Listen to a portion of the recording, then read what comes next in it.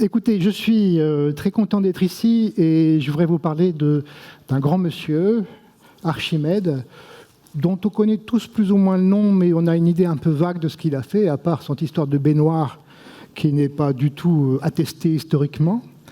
Alors je vais vous parler non pas de Archimède dans son intégralité, ça serait trop difficile, mais le livre qu'il a écrit et qui est peut-être le plus facile à lire, je recommande à tous mes étudiants de le lire. C'est quelque chose qui donne un exemple de ce qu'est la science ou ce que devrait être la science. Alors vous avez ici ces dates, 287 avant Jésus-Christ, 212 avant Jésus-Christ. Donc il a écrit un certain nombre de livres, je ne pourrais pas vous les présenter tous, je vais vous parler seulement de l'un d'entre eux qui s'appelle l'Arénaire. Alors, Arénaire est un très très très grand scientifique. Vous savez que parfois on dit en plaisantant que la philosophie n'est rien d'autre qu'une liste de notes en bas de page en dessous des œuvres de Platon. Et il y a un certain nombre de scientifiques qui, en plaisantant, disent que la science contemporaine n'est qu'une suite de notes en bas de page en dessous des livres d'Archimède. Alors, vous voyez, il a écrit sur les corps flottants, la fameuse poussée d'Archimède, ça vous connaissez au moins de nom. La mesure du cercle, c'est la détermination du nombre pi, 3,14. Tout ça est extraordinaire. Mais je vais vous parler seulement de l'un d'entre eux qui s'appelle l'Arénaire. Et on ne sait pas exactement quand il a été écrit, mais voici son titre en grec ancien, en latin et en anglais, parce que Arénaire, c'est le mot associé au sable. Vous savez, l'arène, c'est un endroit où il y a du sable. Dans beaucoup de langues latines, area est associé au sable. Et le mot anglais, le compteur de sable, est beaucoup plus proche de ce que contient ce livre. Alors, de quoi s'agit-il ? Eh bien, il s'agit d'un texte pas très long, une vingtaine ou une trentaine de pages, qui bien sûr a été traduit dans toutes les langues que vous pouvez imaginer. Là, vous avez une version bilingue dans 2 langues que je ne maîtrise moi-même pas du tout. À gauche, vous l'avez en grec, et à droite, en latin. Il semble que une des caractéristiques d'Archimède est que le style d'écriture est, paraît-il, incroyablement beau, et que le grec qu'il employait était extraordinairement limpide. Pour vous donner un exemple, moi je ne lis pas le grec, mais je lis des traductions d'Archimède, et bien entendu on n'a pas les originaux, ce sont des copies de copies de copies de copies. Et puis un jour, je lisais une traduction d'une copie d'Archimède, et à un moment il y a un théorème, et il est écrit « Nous allons vous donner 2 démonstrations ». Et en bas, une petite note en bas de page du commentateur qui dit « Écoutez, c'est pas possible. Si Archimède avait connu 2 démonstrations, il n'aurait écrit que la meilleure. » C'est une espèce de conception de la perfection. C'est très différent. Il y a beaucoup de sortes de mathématiciens. Il y en a qui sont verbeux. Moi, j'aime beaucoup dire plusieurs fois la même chose. Mais il y en a qui vont directement à l'essentiel. Et Archimède était de cela. Alors, de quoi s'agit-il ? Vous avez compris. C'est très étonnant. A priori, mais qu'est-ce que c'est que cette histoire ? Archimède propose la question, si on remplissait l'univers de sable, l'univers tout entier de sable, combien faudrait-il de grains de sable ? Alors, c'est une question qui paraît complètement loufoque, et c'est un peu loufoque, mais c'est une question qui est à moitié scientifique et à moitié philosophique. Alors, pourquoi le sable et les grains de sable ? J'ai mis là 2 citations de la Bible qui prouvent que de tout temps, on a pensé au nombre de grains de sable comme quelque chose de tellement grand qu'on ne peut pas l'appréhender. Vous avez là, dans la Genèse, « Or tu as dit, certes, je te ferai du bien, et je ferai devenir ta postérité comme le sable de la mer, lequel on ne saurait compter à cause de son grand nombre. » Ou bien l'autre citation, « C'est pourquoi d'un seul homme, déjà usé de corps, naquit une postérité nombreuse, comme les étoiles du ciel, c'est d'actualité aujourd'hui, comme le sable qui est sur le bord de la mer et qu'on ne peut compter. Depuis toujours, on pense au grain de sable comme étant une immensité qui dépasse l'entendement. Et c'est précisément ce surpassement de l'entendement que Archimède essaye de faire. Alors, je vais commencer par une petite question pour vous. Comment est-ce qu'on lit ce nombre? Vous le savez tous, c'est 1000. Pas de problème. Et celui-ci, 1 million, vous le savez tous. Celui-ci, 1 milliard, bravo. Et celui-ci, 1000 milliards. Et maintenant, on continue. Alors, selon vous, comment est-ce qu'on lit ce nombre? Alors, regardez. Est-ce que c'est 1 milliard de millions? Est-ce que c'est 1 million de milliards? Est-ce que c'est 1000 millions de millions? Ou est-ce que c'est 1000 billions? Alors, vous allez devoir être très sérieux, bien m'écouter, parce que la réponse, ça sera vers la fin de l'exposé. C'est un décret de la présidence de la République de 1961. On en reparlera après. Mais vous voyez que dès que les nombres deviennent grands, notre entendement, notre façon d'appréhender ces grands nombres devient un peu flou. On ne sait pas très bien de quoi il s'agit. Alors je continue de la manière suivante. Je vais lire les 2 premières pages, ou la première page, si vous voulez, de ce livre d'Archimède. Alors, il est des personnes, ô roi Gélon. Alors, je vous le dis tout de suite, c'est un texte qui est moderne, en particulier de ce point de vue qu'il écrit au roi. Un peu comme moi, j'enverrai un projet de recherche au président directeur général du CNRS. En fait, il écrit un texte où il essaye de dire, dans un langage que tout le monde peut comprendre, ce que c'est de faire de la science et pourquoi il faut soutenir les recherches pures, les mathématiques pures. Là, on ne va pas parler de fabriquer des instruments de guerre, comme on a parlé avec Archimède souvent, on va parler de mathématiques pures et presque de philosophie. Qu'est-ce qu'un grand nombre? Qu'est-ce qu'appréhender les grands nombres? Donc il écrit au roi, il est des personnes qui pensent que le nombre de grains de sable est infini. Là aussi, le mot infini, il faut le réfléchir, il faut voir comment les Grecs anciens l'utilisaient. Là, je pense qu'il faut comprendre ce mot infini-là, sous la forme, c'est tellement grand que nous ne pouvons pas le nommer. Ce sont des nombres qui sont si grands que la langue grecque ou d'autres langues sont incapables de les appréhender.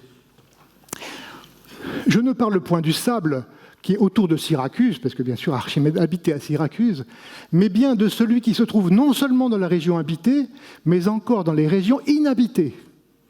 Quelques-uns croient que le nombre de grains de sable n'est pas infini, mais qu'il est impossible d'assigner un nombre plus grand.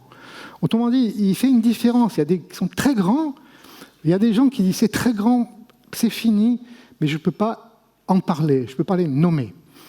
Si ceux qui pensent ainsi se représenter un volume de sable qui fût égal à celui de la Terre, qui remplit toutes ses cavités et les abîmes de au-delà des mers, et qui s'éleva jusqu'au sommet des plus hautes montagnes, il est évident qu'il serait bien moins persuadé qu'il pût exister un nombre qui surpassât celui des grains de sable. Donc c'est vraiment une question philosophique qu'il pose. Et qu'est-ce que la science est capable d'aborder des nombres aussi grands? Quant à moi, je vais faire voir par des démonstrations géométriques auxquelles tu ne pourras refuser ton assentement que parmi les nombres dénommés par nous dans les livres adressés à Zeuxippe, alors il faut dire qu'il avait écrit un livre qui est perdu aujourd'hui, mais c'était un livre qui n'est pas destiné au roi, qui était un livre qui était destiné à des vrais mathématiciens et qui était très difficile à lire. En tout cas, on ne connaît pas ce livre, mais là c'est une espèce d'article de vulgarisation, comme on dirait aujourd'hui. Il en est qui excède le nombre de grains de sable d'un volume de sable égal non seulement à la grandeur de la Terre, mais encore à celui de l'univers tout entier. Donc il se propose non pas de calculer le nombre de grains de sable, mais d'exprimer dans sa langue, dans la langue grecque, un nombre qui soit supérieur au nombre de grains de sable qu'il faudrait pour remplir l'univers tout entier, le cosmos, comme il dit.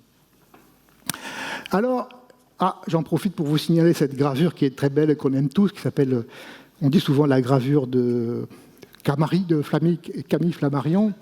On ne sait pas trop qui l'a faite, c'est 19e siècle. Mais je trouve que ça illustre assez bien la vision, on en a parlé tout à l'heure pendant l'exposé précédent, du monde entouré par une voûte céleste qui limite le monde. Alors vous savez, il y a le soleil et puis il y a les étoiles fixes collées sur une sphère céleste, et vous avez là l'homme qui passe la tête à l'extérieur pour essayer de comprendre ce qui se passe.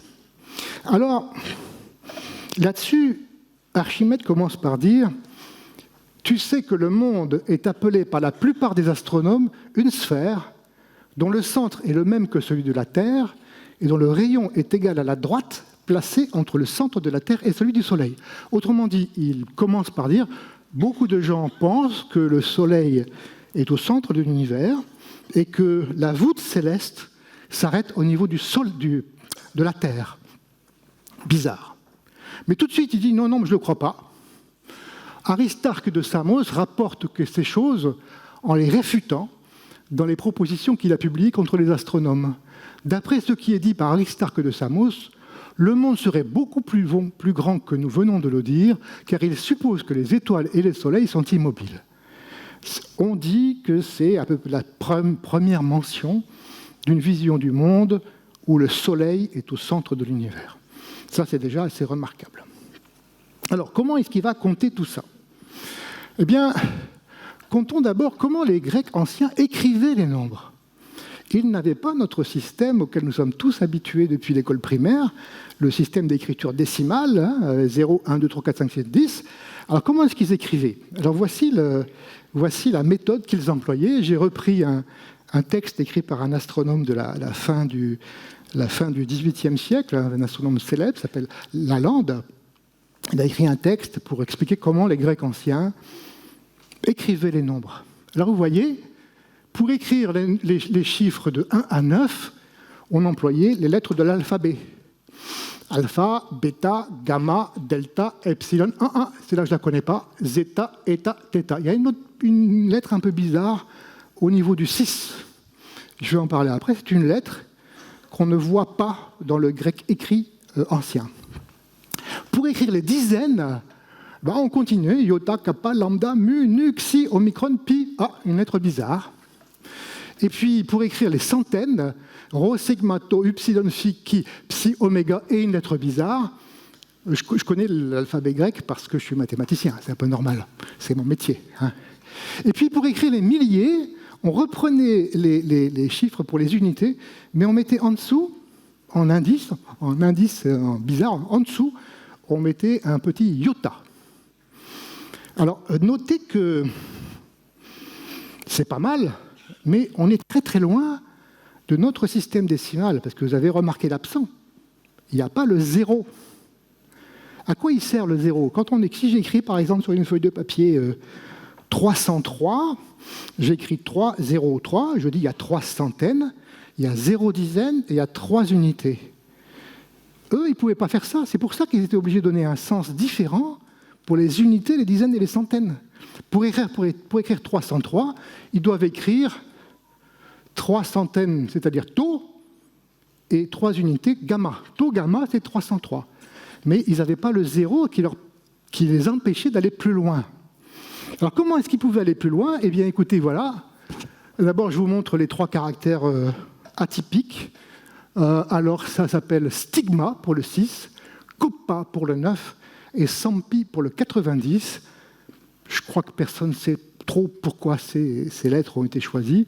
Ce sont peut-être que certainement des hellénistes pourraient répondre, hein, pas moi. Alors comment ils faisaient si ça dépassait 1000 ? Eh bien, voici comment ils faisaient pour aller au-delà. Regardez, pour aller au-delà de 10 000, parce que je vous ai dit, ils peuvent dire des unités, des dizaines, des centaines et des milliers. Donc le plus grand nombre qu'ils pouvaient écrire avec leur symbole, c'était 9 999. Franchement, c'est déjà pas mal, 9 000, c'est pas mal. Est-ce que vous utilisez, vous, dans votre vie quotidienne, souvent, des nombres plus grands que 10 000 ? Parfois. Pas souvent. sauf si vous êtes très riche, j'en sais rien. Alors, pour aller au-delà, qu'est-ce qu'on fait? Eh bien, ils avaient le symbole M, je devrais dire mu, c'est un mu majuscule, qu'ils mettaient en dessous du symbole pour signifier le nombre de myriades. Alors, attendez, je regarde bien si j'ai dit ça. Voilà. Le mu, c'est 10 000. C'est une myriade. Et chaque fois qu'on mettait M en dessous, mu en dessous, eh bien, vous voyez, le alpha avec un M en dessous, c'est 10 000. Le bêta avec M en dessous, c'est 20 000. Et on continue comme ça, tant qu'on peut. Et alors, du coup, qu'est-ce qu'on obtient? On obtient que le plus grand nombre qu'il pouvait écrire sans M en dessous, mu en dessous, c'est 10 000.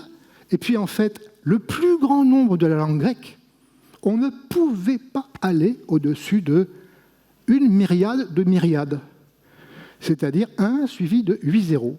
Pour eux, pas de nombre plus grand. Le grec s'arrêtait là. Alors, on ne peut pas trop interagir aujourd'hui, mais je vous propose de réfléchir vous-même. Quel est le plus grand nombre auquel vous avez pensé un jour?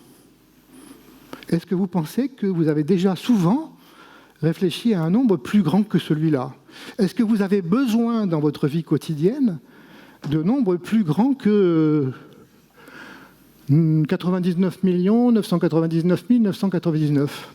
Est-ce que vous avez besoin dans le quotidien? Eh bien non, la langue grecque était suffisante pour les choses habituelles. Et ce n'est pas suffisant pour compter les grains de sable. Alors voici comment on va essayer de réfléchir. Vous voyez qu'il y avait une question en quelque sorte linguistique. La langue ne suffisait pas pour nommer les grands nombres. Alors, on va faire un petit calcul entre nous pour montrer qu'on a fait des progrès depuis Archimède. Nous connaissons le zéro, nous connaissons le système décimal, nous connaissons les puissances de 10. Alors, si on faisait le calcul, combien de grains de sable faut-il pour remplir la sphère qui serait centrée sur le Soleil et qui aurait comme rayon la distance Terre-Soleil? Alors, on va essayer de faire le calcul, ça va être très vite. Regardez, la distance au Soleil, c'est environ 150 millions de kilomètres, c'est-à-dire 150 milliards de mètres. En notation scientifique moderne, c'est 1,5, 10 puissance 11 mètres. Jusque-là, c'est très bien. Après, le volume de cette sphère. Qui est-ce qui a calculé le volume d'une sphère? Archimède. C'est Archimède, dans un de ses volumes, livres précédents, a trouvé ce qu'on appellerait aujourd'hui la formule. Le volume d'une sphère de rayon R, c'est 4 tiers de pi r cube. C'est une merveille, mais ce n'est pas de cette merveille dont je vous parle aujourd'hui. Alors, c'est 4 tiers de pi r cube, alors ça fait 4 tiers de... Ça fait environ, j'ai fait le calcul, faites-moi confiance, ça fait 1,5, 10 puissance 34 mètres cubes. 34 zéros après le 1. Bon, alors maintenant, un grain de sable, bon, j'en sais rien, mais j'ai dit un dixième de millimètre à peu près, au pif. Donc, 10 puissance moins 4 mètres. Donc, dans un mètre cube, je peux en placer 10 puissance 12. Et si je mets tout ça ensemble, j'obtiens que dans la sphère en question, on peut mettre 1,5, 10 puissance 46 grains de sable. Vous voyez comme quoi la science a tellement évolué, a tellement digéré ces concepts de grand nombre, que je peux vous expliquer ça en quelques minutes. Ce qui posait un problème majeur pour Archimède et ses copains, même pour exprimer les nombres, nous avons cette notation scientifique qui est fantastique. Elle nous permet facilement d'aller très loin. Alors, l'Arénaire est un livre qui a beaucoup d'intérêt. D'abord, il est écrit pour le roi. Moi, je le vois plutôt comme un projet de recherche. Il essaye de convaincre le roi, dont on dit qu'il était plus ou moins le cousin. Enfin, on raconte beaucoup de choses sur ça, c'est pas clair. En tout cas, il demande des sous. Il ne dit pas explicitement, mais on comprend bien que c'est un texte qui est écrit pour que tout le monde puisse le comprendre. Et j'espère, peut-être après ma conférence, vous irez le lire, parce que c'est un livre qu'on lit, dans sa version française en tout cas, de manière très, très limpide et facile. Deuxièmement, il discute avec beaucoup de clarté de la difficulté que nous avons, nous, pauvres humains, à nommer et à comprendre et à envisager les très grands nombres. Et ça, c'est vraiment un problème d'actualité. Je ne voudrais pas trop rentrer dans des détails politiques, mais maintenant, on nous parle de 10 milliards d'euros, 40 milliards d'euros. On va faire des économies cette année, on va diminuer de 20 milliards d'euros. À quoi ça correspond? On a besoin d'une compréhension intuitive de ces grands nombres, et ça reste un problème majeur dans notre société. Ensuite, il ne connaît pas bien la distance de la Terre au Soleil, la distance de la Terre à la sphère des fixes, il ne connaît pas, donc il est obligé de raisonner comme un scientifique qui fait des hypothèses. C'est tout à fait extraordinaire. Et il fait même des expériences. Et puis, c'est en effet l'une des premières expériences en astronomie. Il y a une page ou deux pages tout à fait remarquables où il mesure, avec une grande précision d'ailleurs, le diamètre apparent de la Lune dont il a besoin pour mesurer les distances Soleil-Terre, etc. Donc c'est un livre majeur de beaucoup d'aspects. Et aujourd'hui, je ne vous parle que de l'aspect grand nombre. Alors, voici ce qu'il dit dans ses hypothèses. C'est un savant, il fait des hypothèses. Il ne dit pas qu'elles sont correctes. Il dit, voilà, je ne sais pas, alors je propose que. Voici ce qu'il dit. Il dit, par exemple, je ne sais pas pourquoi il parle de graines de pavot, mais en tout cas, il pense que dans une graine de pavot, on peut mettre environ 10 000 grains de sable. Ensuite, il dit, au plus 40 diamètres de graines de pavot dans le diamètre d'un doigt. Ensuite, il dit, au plus 10 000 doigts dans un stade. Un stade, c'est une mesure de longueur de l'époque, qui en fait environ 200 mètres. Ensuite, bon, ça, c'est correct à peu près. Hein. Puis ensuite, il dit, voilà, la Terre est une sphère dont le périmètre est inférieur à 3 millions de stades. Bon, à l'époque, vous savez, Ératosthène avait mesuré le périmètre de la Terre, tout ça. Donc, en fait, son chiffre-là est un peu supérieur à la réalité. Mais je crois qu'il le sait. Et d'ailleurs, il le dit très clairement à plusieurs moments, il ne cherche pas à compter les grains de sable. Il cherche à énoncer un nombre qui soit plus grand. Il cherche à majorer, comme on dit en maths, il cherche à majorer le nombre de grains de sable dont on aurait besoin pour remplir l'univers. Ensuite, après, ça devient un peu compliqué. La distance entre le centre de la Terre et le centre du Soleil est inférieure à 10 000 fois le rayon de la Terre. Ça, il se base sur la bibliographie, il se base sur ce que ses prédécesseurs ont dit, il essaye d'avoir des idées. Et puis enfin, il dit « L'univers est une sphère avec le Soleil en son centre, et la Terre tourne autour du Soleil en cercle. Le rapport du diamètre de l'univers au diamètre de l'orbite terrestre autour du Soleil est inférieur au rapport du diamètre de l'orbite terrestre autour du Soleil au diamètre de la Terre. » Donc, en clair, il y a la Terre, il y a le Soleil qui est plus grand, et puis il y a l'univers qui est encore plus grand.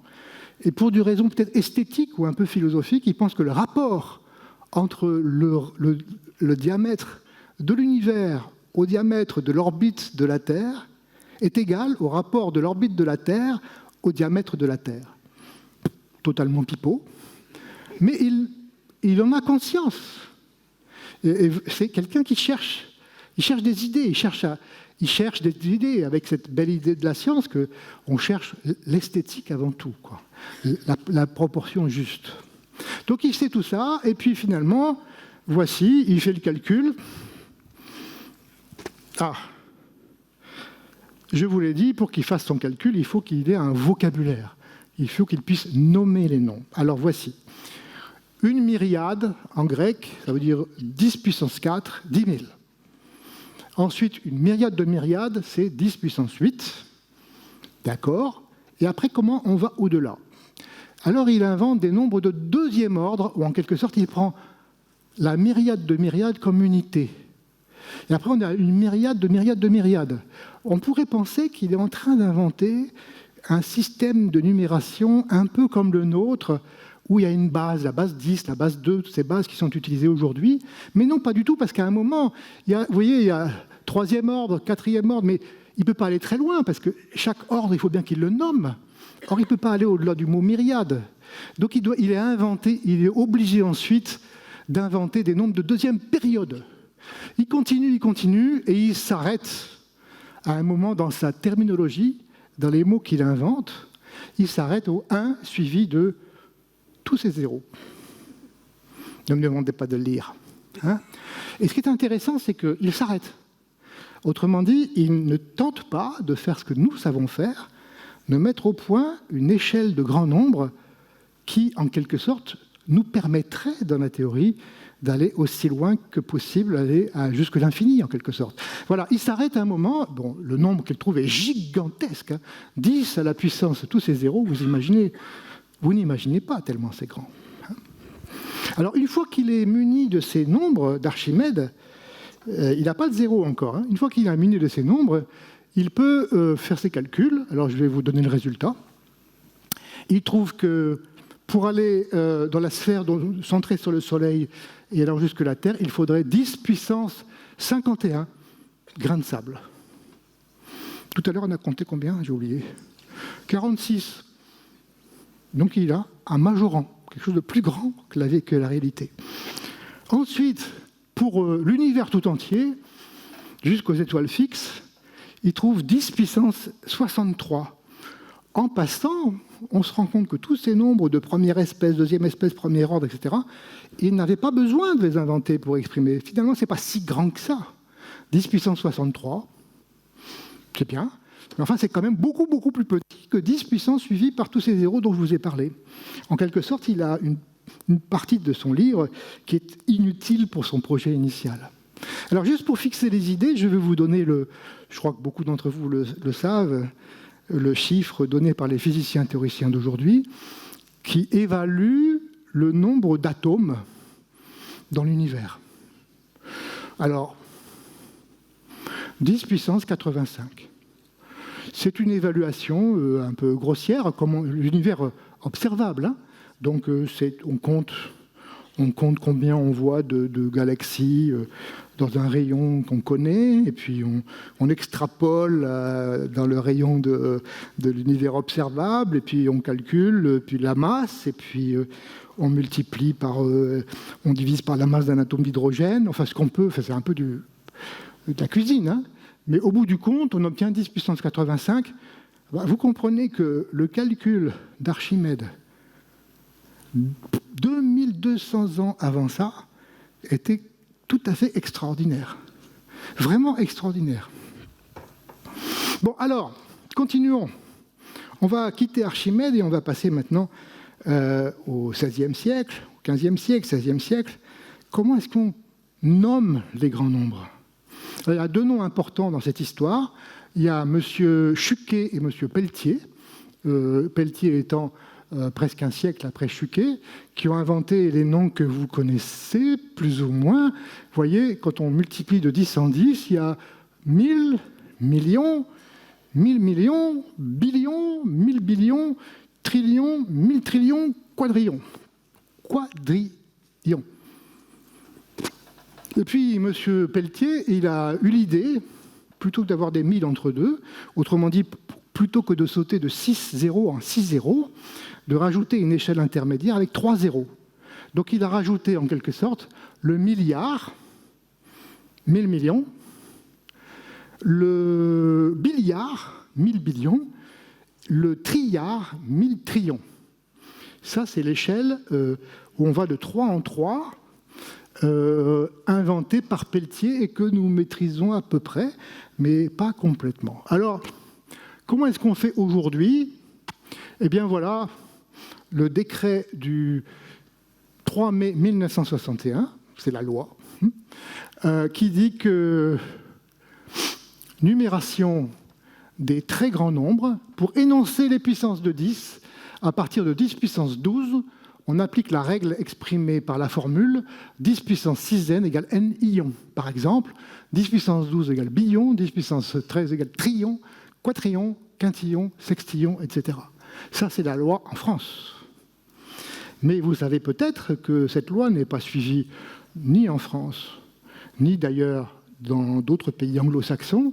Voici le dictionnaire de l'Académie française, dans la dernière édition, qui dit, voilà, billion, 1 million de millions, au sens de 1000 millions, altération arbitraire de l'initiale de million, Selon un décret de 1961, le mot billion a reçu une nouvelle valeur, à savoir 1 million de millions, 10 puissance 12, qui n'est pas entré dans l'usage.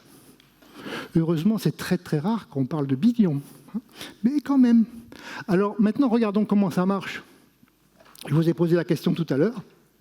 Maintenant que vous avez bien lu le décret de la République, alors 1 milliard de... comment il faut dire pour ça? Il faut dire 1 milliard de millions, 1 million de milliards. Non. Non. Non. Oui, et c'est la loi. Sachez bien de ce qu'est un billion, c'est la loi. Et c'est contre l'Académie française. Alors ça, c'est la loi en France, c'est la tradition en France, mais dans les pays anglo-saxons, le milliard n'existe pas. Et dans les pays anglo-saxons, on fonctionne avec ce qu'on appelle l'échelle courte, où on va de 3 en 3. Alors vous avez donc le billion, le trillion, le quadrillion, le quintillion, sextillion, septillion, octillion, nonillion, qui expriment les 10 puissance 9, 12, 15, 18, etc. Et vous voyez qu'il n'y a pas de milliard, et surtout le billion, c'est 10 puissance 9 que nous appelons 1 milliard. Alors pendant longtemps, les Anglais avaient aussi cette échelle courte, mais ils ont cédé aux États-Unis, comme d'habitude. Hein, et aujourd'hui, les Anglais utilisent cette échelle longue, courte plutôt, et c'est un décret, je ne sais pas si on appelle comme ça en Angleterre, un décret du Premier ministre anglais, il n'y a pas très longtemps, qui dit que dorénavant, les Anglais travailleront avec l'échelle des Américains. Donc vous voyez que nommer des grands nombres, c'est toute une histoire qui a des connotations historiques, politiques, etc. Alors je vous propose qu'on continue à regarder de très grands nombres. Vous voyez, quand on fait une multiplication A multiplié par B, eh bien, vous savez tous que ça consiste à faire B addition. On fait A plus A plus A plus A, B fois. Donc la multiplication est en quelque sorte une enfant de l'addition. De la même manière, quand on fait une puissance, A à la puissance B, ça veut dire qu'on fait A fois A fois A, B fois. Donc le passage à l'exposant est une itération de la multiplication. Eh bien, on peut inventer d'autres opérations sur les nombres qui se notent comme ceci. On fait A flèche flèche B, c'est A flèche A flèche A flèche A. Autrement dit, c'est A exponentiation successive du chiffre A. Et on peut continuer comme ça si on met 3 flèches A flèche flèche flèche A, B plutôt, c'est A flèche flèche A flèche flèche A flèche flèche H, B fois. Cette notation a été inventée par ce mathématicien, logicien, informaticien américain qui s'appelle Knuth. C'est une notation extrêmement pratique pour produire des nombres absolument gigantesques. Et je vais vous en montrer quelques-uns. Regardez. 3 flèches flèche 4. 3 flèches flèche 4, c'est 3 flèches 3 flèche 3, c'est 3 flèches 3 flèche 3 puissance 3, c'est 3 fois 3 fois 3, 27. C'est 3 flèches, ce grand nombre. Et c'est 3 à la puissance, c'est gigantesque. Vous voyez que ce nombre gigantesque, je l'ai écrit avec 4 symboles. 3 flèches, flèche, 4. Et puis si je continue maintenant et que j'essaie 3 flèches, flèche, flèche, 4. Ouh là là, c'est 3 flèches, flèche, 3, flèche, flèche, 3, flèche, flèche, 3. C'est 3 flèches, flèche, 3 flèches, et voilà. Et c'est gigantesque. Et vous voyez qu'avec peu de symboles, on arrive à faire ce dont Archimède rêvait, d'exprimer des nombres qui dépassent l'entendement.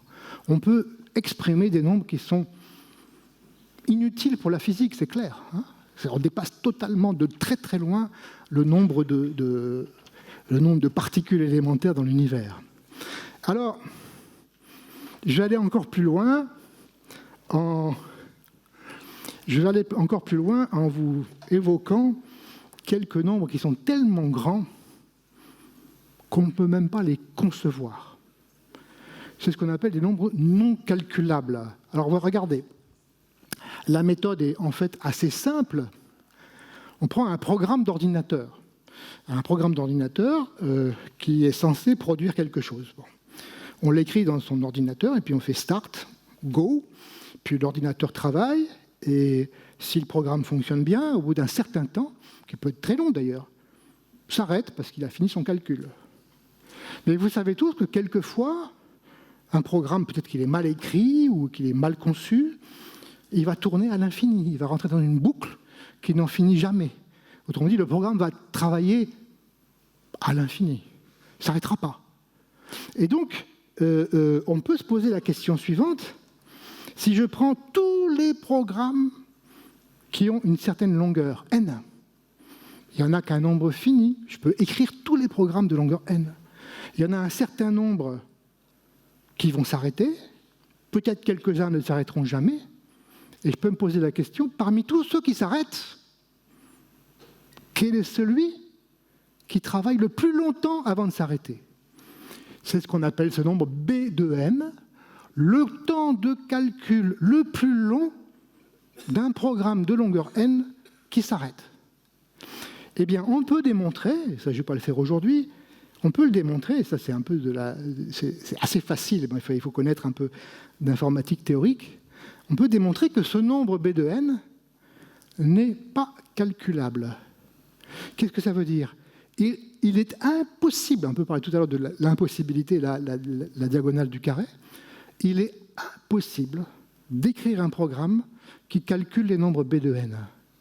Ils sont au-delà de l'entendement humain, ils sont au-delà de l'entendement de n'importe quel ordinateur. Ce sont des nombres qui sont tellement grands qu'on ne peut pas concevoir de les calculer. Alors là, ça donne le vertige dont on parlait tout à l'heure. On parlait avec Pascal qui s'effrayait de l'infini, je pense que c'est le cas. Bon, écoutez, j'ai presque terminé, mais je voudrais quand même terminer par deux petites anecdotes. Voici un paradoxe qui a mis beaucoup de mal à la tête à beaucoup de mathématiciens et de logiciens. Voici. Quel est le plus grand nombre dont on peut donner une définition en français, dont la longueur est inférieure à 1000 lettres? Voilà, vous avez une feuille de papier, vous avez le droit d'écrire une phrase, votre phrase doit faire votre texte doit faire moins de 1000 lettres de long, et votre phrase doit définir un nombre. Vous pourriez dire, par exemple, la date de l'anniversaire, la date de naissance de Henri IV multipliée par la date de naissance de Napoléon. Voilà, ça vous fait un nombre. Et puis, vous prenez ce plus grand nombre de tous les textes possibles de 1000 lettres qui décrivent un nombre, et puis vous rajoutez 1. Et vous voyez la contradiction. J'ai rajouté 1, donc ce n'est pas possible qu'il soit décrit par 1000 lettres, mais ce qui est écrit sur mon transparent, là, il a moins de 1000 lettres. Donc on a une espèce de contradiction qui, je vous le dis, a posé une crise dans la logique mathématique au début du XXe siècle, mais je vais vous laisser avoir des cauchemars, parce que c'est vraiment cauchemardesque. Donc je vais m'en tenir là pour les grands nombres, mais pour terminer, je voudrais juste évoquer d'abord la conclusion d'Archimède. Voici ce qu'il dit, c'est la fin de son texte. « Je pense, ô roi Gélon, que ces choses ne paraîtront pas très croyables à beaucoup de personnes qui ne seront point versées dans les sciences mathématiques, mais elles seront démontrées pour ceux qui ont cultivé ces sciences et qui se sont appliqués à connaître les distances et les grandeurs de la Terre, du Soleil, de la Lune et du monde entier. C'est pourquoi j'ai pensé qu'il ne serait pas inconvénient que d'autres les considérassent de nouveau. » Voilà, c'est un très très beau texte, je vous encourage vraiment à le lire. Alors, juste pour terminer, mon téléphone va sonner bientôt, j'espère. Voilà. Je vais vous parler de 2 ou 3 choses d'Archimède. D'abord, il y a le fameux palimpseste. C'est une histoire incroyable. Je vous recommande de lire un livre écrit par quelqu'un qui s'appelle Netz, N-E-T-Z, qui raconte l'aventure de ce palimpseste. Alors, on connaissait un certain nombre de livres d'Archimède, et à la fin du XIXe siècle, un intellectuel a découvert dans un monastère du côté de Constantinople, a découvert un parchemin qui était un palimpseste, c'est-à-dire qu'il y avait dessus un texte sans aucun intérêt, un texte de prière sans aucun intérêt, écrit vers le XIIe siècle. Et il a vu qu'en dessous de ce texte avait été gommé, gratté par le moine qui avait écrit le texte du dessus, un texte qui, à l'évidence, était un texte ancien. Ah, ça sonne.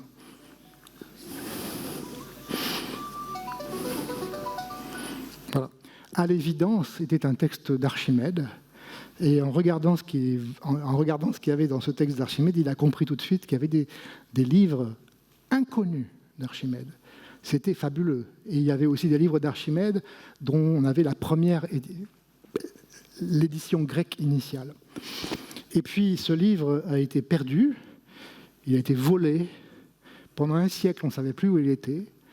Des imbéciles ont voulu le rendre avec une plus grande valeur et ont commencé à lui passer une bougie en dessous pour qu'il fasse comme s'il était un peu brûlé. Enfin, c'est honteux, quoi. C'est absolument incroyable. Et puis, il a disparu jusqu'en 1998. Et en 1998, il est arrivé dans une salle des ventes à New York. Et heureusement, il a été vendu à un milliardaire. On ne sait toujours pas qui c'est. C'est pas Bill Gates, paraît-il.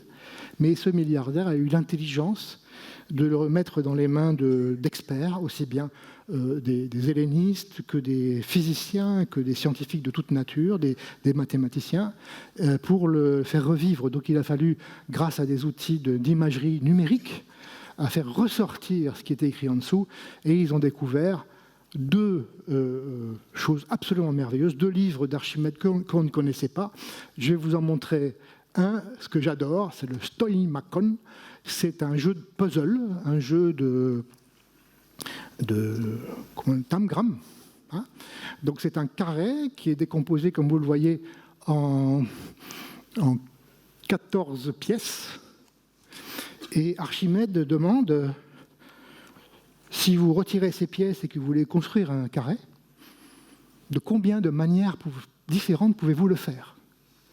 C'est merveilleux, parce que jusque-là, on avait cette idée que la géométrie grecque, que les mathématiques grecques étaient essentiellement de la géométrie. Et là, on comprend que les Grecs avaient aussi une approche de la combinatoire. Comment est-ce qu'on comptait de combien de manières possibles on peut faire ceci et cela. Donc les historiens, qui ont trouvé ça, ont dit bon, je vais faire ça cet après-midi, je vais trouver la solution. Ils n'ont pas trouvé la solution, ils ont contacté l'un des meilleurs mathématiciens de Stanford qui n'a pas réussi à le faire, et ils ont dû mettre ça dans un ordinateur, et la réponse qui est arrivée, c'est 17 152. Donc on peut former 17 152 combinaisons pour refabriquer le carré. Personne ne sait trop si Archimède avait ou non trouvé cette solution, parce que malheureusement, la page manque. Alors, j'ai fini. Je voulais vous montrer aussi ce qu'on appelle le problème des bœufs d'Archimède. Alors, je n'ai pas le temps de vous lire complètement. Ça ressemble un petit peu à un exercice d'arithmétique d'école primaire de la Troisième République. Sauf qu'il y a c'est une question, on doit compter quelle était la composition du troupeau. Et en fait, c'est une vaste blague, parce que Archimède savait bien que la réponse est très, très, très, très, très compliquée. Et il a fallu attendre la fin du XIXe siècle pour avoir une idée de la taille de la solution, de la taille du troupeau. Et puis aujourd'hui, il y a des tas d'articles de théorie des nombres modernes qui sont consacrés à ce problème. Mais toujours est-il que la solution fait 206 546 chiffres, donc plus d'animaux qu'il ne faut pour couvrir toute la Sicile. Et puis on sait, pour vous montrer à quel point on a compris cette solution, que s'il fallait l'écrire, ça commencerait par 7, 6, etc. Et ça finirait par 5, 5, 0, 1. On connaît. Et je ne vais pas vous embêter, mais certains fous ont publié la solution complète qui fait des pages et des pages et des pages de nombres. En tout cas, Archimède avait bien compris que certains problèmes simples ont des solutions compliquées. Et ça, tous les informaticiens, tous les mathématiciens le savent aujourd'hui. Ce n'est pas parce que la question est simple que la solution est simple. Merci beaucoup.